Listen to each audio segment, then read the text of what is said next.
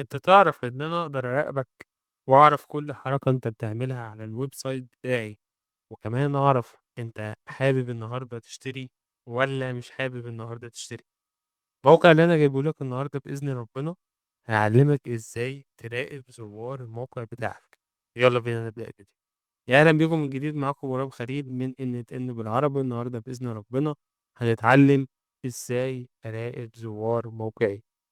طبعًا هتسألني طب هو ده تمام يعني والّا في خطورة والّا أي حاجة والّا إيه؟ ده عامل زي Google Analytics تمامًا.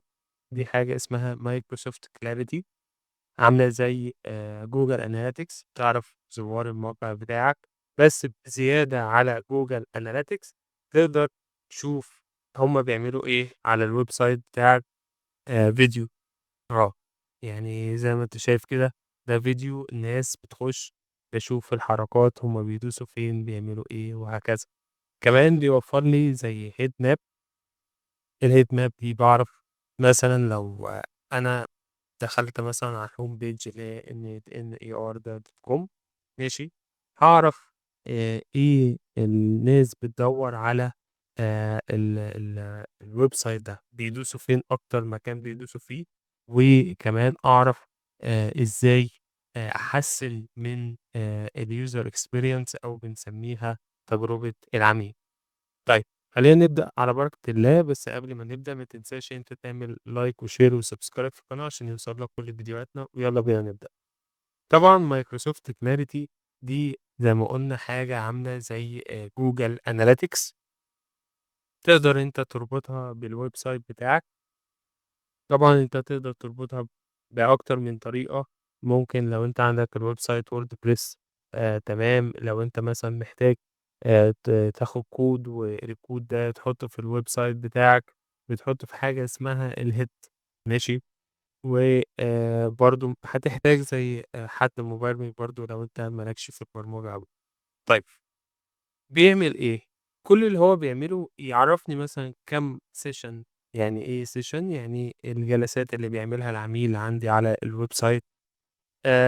بياخد كام صفحة في الsession، بيعمل scroll قد إيه، بيقعد وقت قد إيه، ماشي. بس أنا طبعًا باحتاجه في أكتر من حاجة، باحتاجه في موضوع الريكوردات ده. يعني لو دخلت إن هوّة على الrecording، دي كل الsessions بتاعة العُملا بتوعي. يعني مثلًا العميل ده دخل على الصفحة دي ماشي، وجِه من اليوتيوب وقعد 6 دقايق أو 5 دقايق و45 ثانية، وعمل 3 كليكات وزار صفحتين، والراجل ده جاي من الإمارات ماشي، وجاي من جوّه الكروم ودخل من PC جهاز ماشي.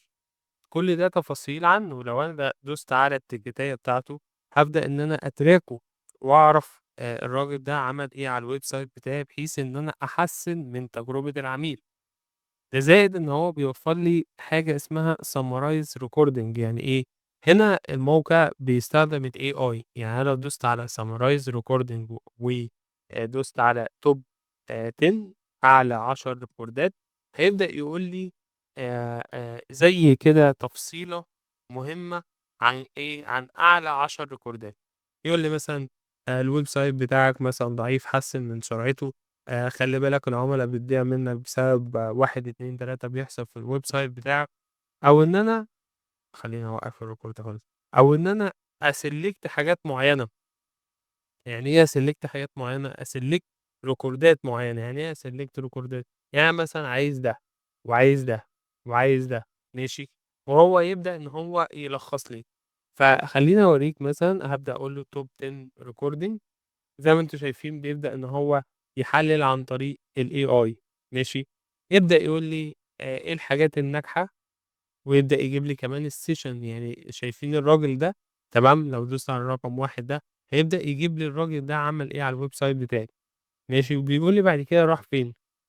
بيقول لي خلّي بالك إن في بعض المحاولات الغير ناجحة ماشي. يعني في الsession دي اللي هي رقم 2 في العميل ده يعني تمام، إيه اللي حصل؟ قال لي ده في سرعة كبيرة حصلت في الweb site فالعميل زهق وخرج ماشي. برضه بيبقى في يعني JavaScript أو حاجات يعني برمجية بتخلّي الweb site يتقل. طبعًا ده هيخلّيني إن أنا أرجع للweb site وأشوف المشاكل اللي فيه وأبدأ إن أنا أحلّها. جميل. ده كده بالنسبة للsummary وطبعًا ده برعاية الAI.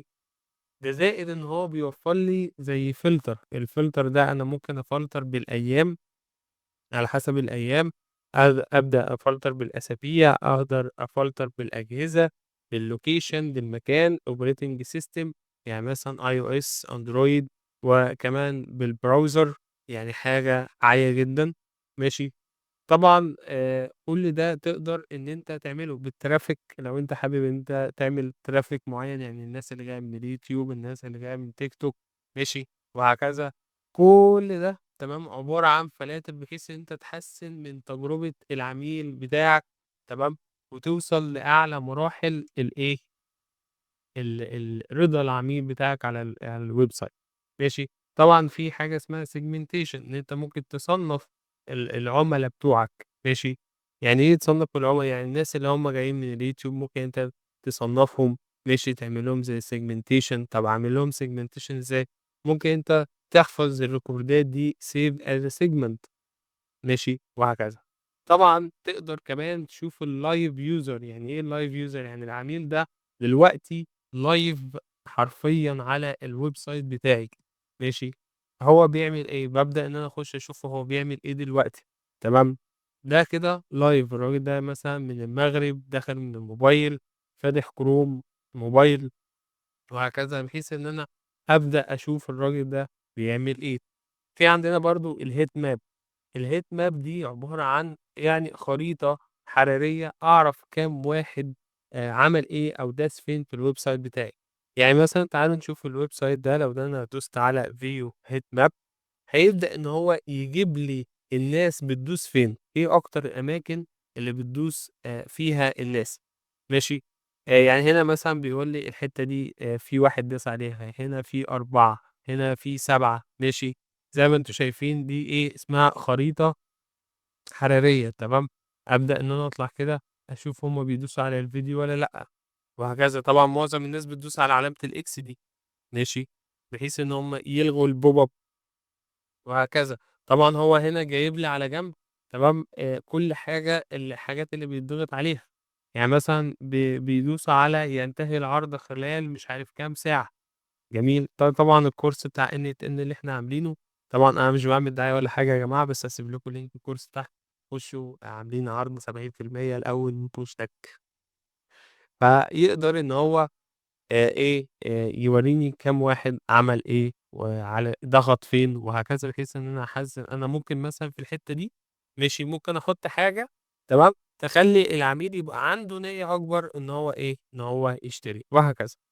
طبعًا أنت تقدر كمان تربطه بجوجل analytics، يعني أنت لو بصّيت إن هو في الداشبورد ممكن تدوس على جوجل analytics، بحيث إن أنت بدل ما تروح على جوجل analytics وتشوف وكل الكلام ده، لأ، ده أنا بُص جايب لي كل حاجة في جوجل analytics، ماشي، جايب لي وكمان بالheat map وكمان بالrecording، يعني هو الراجل ربّط لي ده بده، ماشي، وهكذا. يعني هو جاب الsessions في كل صفحة وحَط لي الحاجات بتاعته بقى، ماشي، دي حاجة كتّر خيره، ماشي، دي حاجة جميلة خالص، وهكذا. طيب خلّيني أرجع تاني. طبعًا الموقع ده أنا ما باستغناش عنه. طب طريقة الربط يا إبراهيم؟ طريقة الربط سهلة خالص. لو أنت WordPress هتنزّل آآ إضافة اسمها clarity WordPress plugin، ماشي. وبعد ما تنزّلها هتروح تفتح نفس الaccount بتاع يعني أنت بعد ما تسجّل هتسجّل بجوجل مثلًا، ماشي، هيطلب منّك تسجّل بجوجل، هتسجّل بجوجل، جميل. وبعد كده بعد ما تسجّل بجوجل على clarity هتروح على الWordPress بتاعك تدوس إيه connect، بس كده. كده هو ربط الwebsite بتاعك بMicrosoft clarity ومبروك عليك يا معلم. طيب أنا دلوقتي لو عندي مشكلة في موضوع إن أنا مش في WordPress، جميل، هتبدأ إن أنت يا إما تشوف مبرمج، أو أنت لو بتفهم في البرمجة شوية، ممكن أنت تاخد الكود وتبدأ إن أنت إيه، تحطه في الwebsite بتاعك. طبعًا هنا في funnel، الfunnel ده تقدر إن أنت تراقبه زي Google Analytics GA4، تمام، تقدر إن أنت تدوس على new funnel وتختار صفحات معيّنة، بحيث إن أنت تبقى عارف مثلًا الfunnel بتاعك ماشي حلو والّا لأ. يعني مثلًا عندي في الfunnel بتاعي أول حاجة إن الناس بتخش على الhome page. خلّيني إيه page visit خلّينا في page visit أهو، تمام، دي أول حاجة، وأقول دي مثلًا الhome page. home page حلو، والمفروض بعد ما بيدوسوا على الhome page بيدوسوا بقى على الcheckout. جميل، هاكتب إن هو دي لcheck out. وآخر حاجة طبعًا بيروحوا على الthank you page. تمام، ممكن إن أنا أدوّر عليها هنا أخلّيها contain، مش هاخلّيها exact contain دي يعني تحتوي على thank you، كلمة thank you. حلو، أهي، أقول له add. تمام، أقول له دي الthank you، يبقى ده الfunnel بتاعي، والناس بتوع الmarketing عارفين يعني إيه funnel، اللي هو إيه مراحل أو خطوات العميل. أدي thank you برضه. thank بس. ماشي، وأقول له next. تمام، أقول له ده عبارة عن إيه N10 course، ده كورس N10. جميل، وأقول له save. كده أنا إيه عملت الfunnel بتاعي، أبدأ إن أنا أتراكه وأبدأ أشوف أنا وصلت لإيه.